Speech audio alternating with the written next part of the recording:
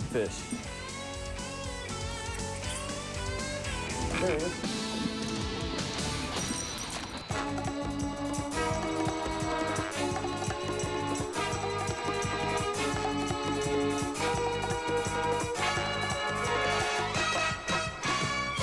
When you pit the 100 top Bassmaster touring pros against one another with $291,000 on the line, you have the makings of a real serious shootout. And here on Georgia's Lake Lanier, the local pros know the whereabouts of deep water structure that produces Lanier's fantastic spotted bass fishing. But don't count the largemouth bass out. Stay tuned. I'm Bob Cobb. The Bassmasters will be right back from Swanee, Georgia.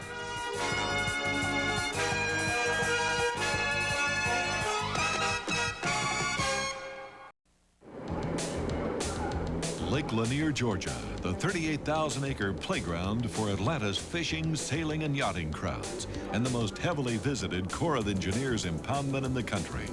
But these 100 top-ranked Bassmasters and their amateur partners aren't here for fun and games.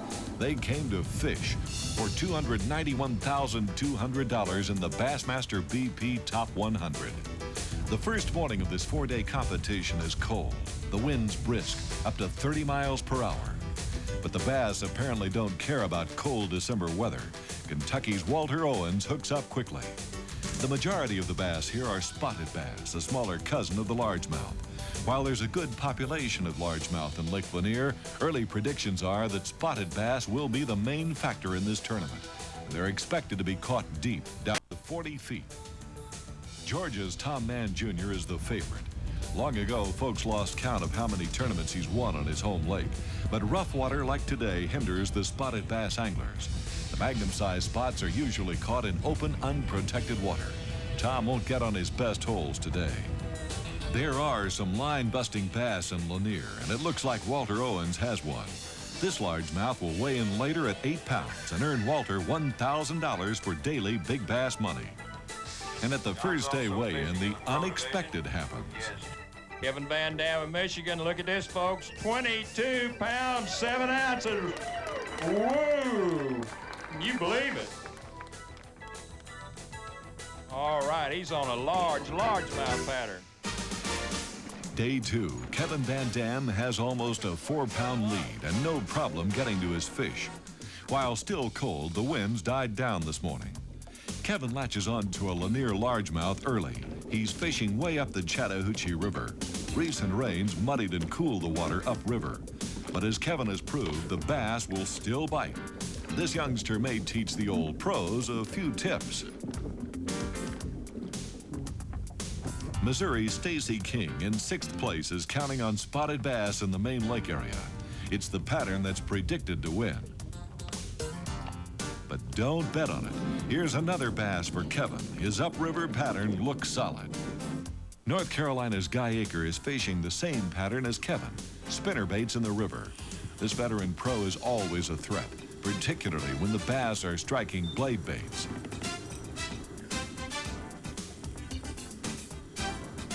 Oh boy, another keeper for Van Dam. But it's no secret, his peers on the Bassmaster tournament trail look for great things from this Michigan 24-year-old. His versatility is one reason, concentration another. Guy Aker in 4th is further up the Chattahoochee. The water's more stained, but spinnerbaits work because of their disturbance factor. Guy got a 7 bass limit yesterday, and he's a threat to move up. Catching Kevin Van Dam may be another matter. Many pros say Kevin is one of the most intense anglers on the trail. The fact he placed first last season in the Bassmaster Invitationals proves he's doing something right.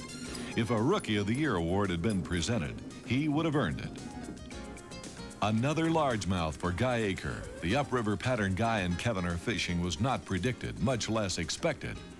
Local pros thought the rains and cold weather would put the river bass into hibernation. But so far, that's not the case.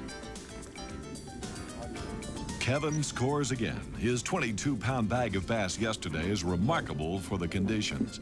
However, river angling is fragile. Once a good bass is caught from a spot, chances are another bass will not quickly replace it. But with Main Lake bass, a certain area or deep water brush pile might contain great numbers, making it easier to return to the same spot and catch fish. It remains to be seen whether Kevin's river pattern will hold up. Day 2 weigh-in, and yesterday's leader comes to the scales. 17 pounds, 11 ounces for Kevin Van Dam, and let's see your two biggest fish in there. He just started fishing these pro tournaments about a year ago. If there was a rookie of the year, it was this young man right here last year. I think he's fished 12 bass events. He's never been out of the money. And this may be a tournament that he's going to finish #1 in it. How about it? How soon did you limit today, Kevin? It took me a little longer today. I guess it was about 12:30 when I got my last one. You said you had to pick up a few spots today. Does that mean your largemouth are playing out on you? There's getting to be less of them there, but I think there's still a few out there to catch tomorrow. The Bassmasters will be right back from Sewanee, Georgia, and the Bassmaster BP Top 100 at Lake Lanier. Don't go away.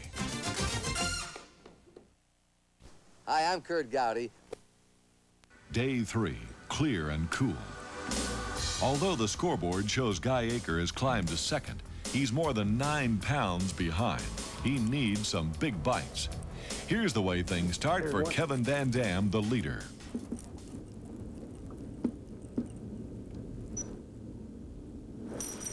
Yes, good fish.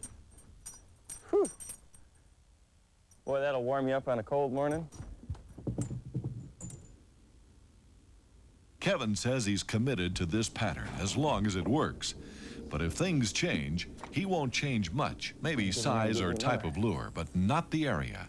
He feels there are enough bass here to win the tournament. I've had a pretty good last couple of days fishing up here. I chose this pattern when I came down before the cutoff. I spent 3 days on this body of water, and I spent 1 day fishing deep, doodling little worms like the rest of the guys, and said this isn't the ticket for me, and I came up here and looked around for these largemouth. And I caught a few. I was catching them on these steep banks with a buzzbait. You know, it's basically a wintertime pattern along these bluff banks, little pockets, little points. It's a classic place where they should be, and I came up here and caught a few, and I came back for practice, spent another day down there for those spots, and didn't pan out for me again. I said, geez, I can go up here and get a few bites a day and weigh what a whole limit of those did. So I decided to spend my time up here. After that first day of fishing, when I caught that big string, it really paid off for me. In practice, I wasn't trying to hook too many or fish an area too hard, and it almost surprised me at what I caught. Guy Aker's confident. His upriver pattern continues to produce. He caught big bass here in practice, but he's got to catch them now if he's going to overtake Van Dam. Let's ask Kevin to explain how he's catching his big bags of bass. There's a lot of guys fishing up in this area, but I don't think a lot of them are slow rolling a spinnerbait. Most of the guys I've seen are pitching jigs or fishing these treetops with little worms and things like that. And in this colder water temperature up here is about 55 degrees. These bass seem to want that slow-rolled spinnerbait. Just run it over the top of them. They'll come a long ways to get it. I've caught some of them over 25 foot of water, and I've caught some right on the bank. So I chose a spinnerbait because I thought it would be the best way to cover the most water and draw the most strikes. Another keeper for Guy Aker. The catching is consistent, but the quality is still lacking. However, 1 or 2 lunkers could change the standings fast. It's still early. There's lots of time. All the top 100 Bassmasters came here expecting to win. But right now, Kevin Van Dam is close to the goal, and he's going for it. Kevin is also an avid, accomplished hunter with both gun and bow. Right now, though, he's hunting bass and finding them. Why did Guy Aker select this area? The temperature of the water got about the same, top and bottom. And we had about 3 or 4 days of 67 degree weather. It warmed this bank up and all them fish moved back up on the bank. That's where the bait fish did the same thing. The fish followed. It'd have been a different tournament if we hadn't had that real warm weather. I don't think you'd seen the stringers on the spinnerbait like you seen. Back to Kevin. His rocky channel banks are still producing, but he's finding things are changing. Number 3. Yep. Well, I'm not sure what to do. I'm catching them in the same places I did before and places that I didn't. Steeper banks and flatter banks. This was another one on a flatter bank. I may change up and move to some of the places that have more flatter banks with these bluff banks close by. If I can't get me the rest of my limit. They're coming real hard today for me, though. Guy Akers still has time, but he needs some heavyweights to catch up. This one's an improvement. It will help.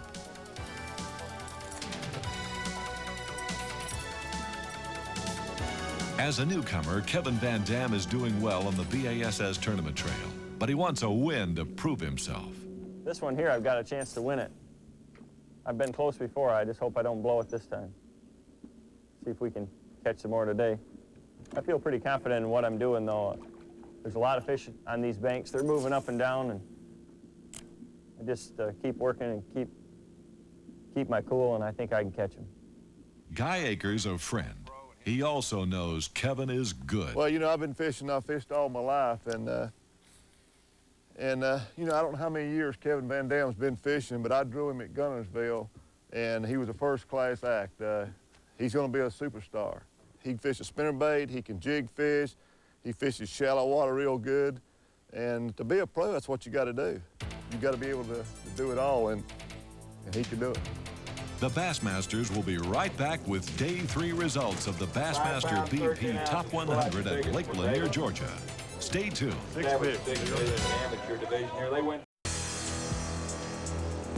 We've learned to expect the unexpected in this Lake Lanier Bassmaster BP Top 100. Guy Aker didn't expect this. 2 days, Guy Aker. Thought you had a limit, Guy. We all got 6 here.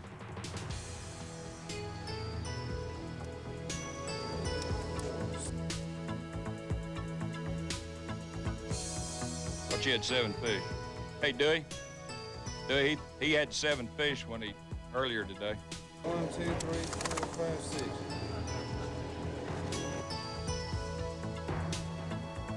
So what he weighs in then. Folks, it looks like a tough luck story. We know he had 7. We saw him catch them on camera. All right. 6 bass. 11 pounds, 11 ounces, Guy. That may hurt you. What's the story? Well, I reckon just overlooked the fish in the live well.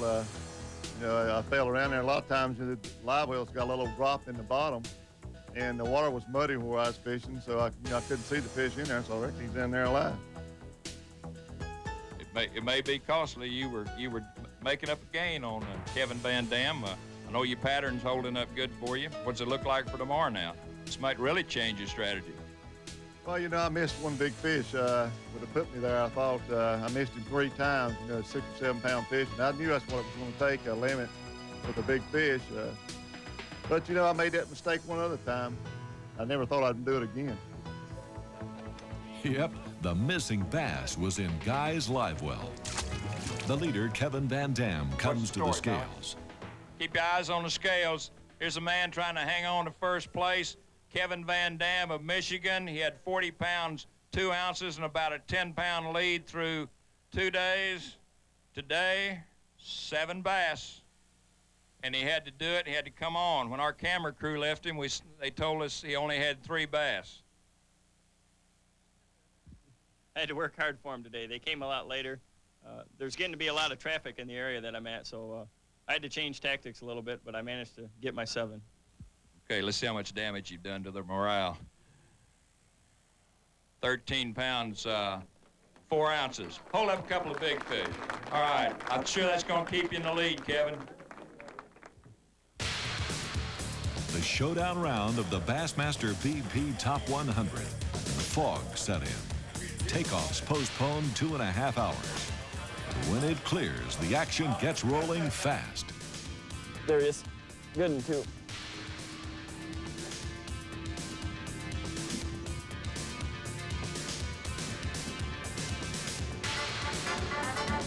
Yes.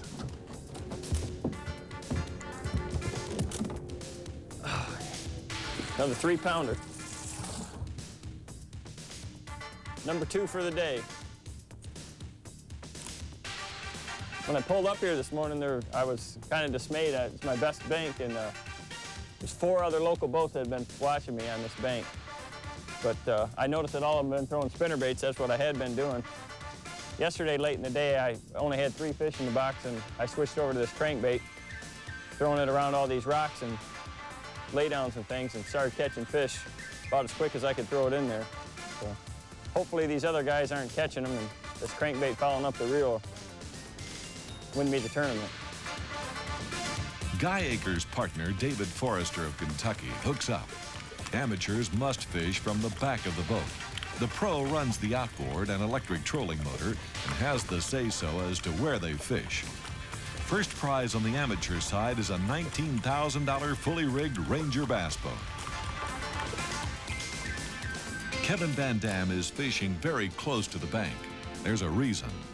It's real important to keep your bait close to the cover that you're throwing at. I like to hold the boat in tight like this and pitch right up at the cover, you know, whether it be a log or rock, whatever, and try to keep it in the strike zone as long as possible. So if there's a log laying there, throw it right up to the log and run it right down the edge of the log. I've been catching them on both the spinnerbait and the crankbait doing that. There's been a lot of other people fishing this bank, but by keeping my bait in the strike zone, I've picked up a few more fish than the other guys. Finally, the bass are biting for Guy Aker. He's got to do it now, and he's got to catch big bass to wipe out Kevin's nearly 11-pound advantage. But here's another bass for Kevin Van Dam. It appears this young pro might have his first Bassmaster tournament win. Then again, Number 4. It's never over till it's over. Guy's still a threat, and Missouri's Denny Brower has been consistent. He's charged from behind to win other BASS tournaments. Show and tell time. Kevin Van Dam comes to the scales. All right, put your eyes on the scale. This is that young man we told you about. You may be seeing the birth of the next superstar on the Bassmaster Tournament trail. He's led it from wire to wire, Kevin Van Dam of Michigan. He's got 4 bass. Let's hope it's enough. 8 pounds, 7 ounces, and let's weigh your biggest one. All right, let's give him a big hand. I mean, this guy has sensational work by a 24-year-old angler from Kalamazoo, Michigan. What's your feeling right now? I mean, I know it's not over yet, but you've been ahead, and somebody's going to have to come up with something like 18 pounds and to overtake you, so you must be having that comfortable feeling right now. What's it feel like? Well, there's a couple guys right behind me, Guy Eker and Denny Brower, and Guy's a good friend of mine, and he's a heck of a fisherman, so, you know, it's not over till it's over. And everybody knows that Denny can catch him a big sack. You know, they're both, I see both those guys every day all around me, so, you know, they're in the right area, too, so you never know. Alabama amateur Richard Fuller weighs in. He was in 24th, but that's history. He might do it. He's got 7 bass. He had 11 pounds, 9 ounces before right now. And take a look. This may be a Ranger bass boat. 11 pounds, 10 ounces. Reach in there and pull out your 2 big fish. All right. That may even take the big bass, too, and he may take all the money in the amateur division. All right. Guy Aker's turn. He doesn't have enough. Only one angler can upset Kevin Van Dam, Denny Brower. Says he needs about 20 pounds and change. He has got a load here, though. Denny Brower. 17 pounds even. Reach in there and pull out your big fish. Good try, but not enough. The champion in the pro division of the Bassmaster BP Top 100 at Lake Lanier is Kevin Van Dam, and his paycheck, $46,000. On the amateur side, Richard Fuller lands his first Pro-Am. Here's one.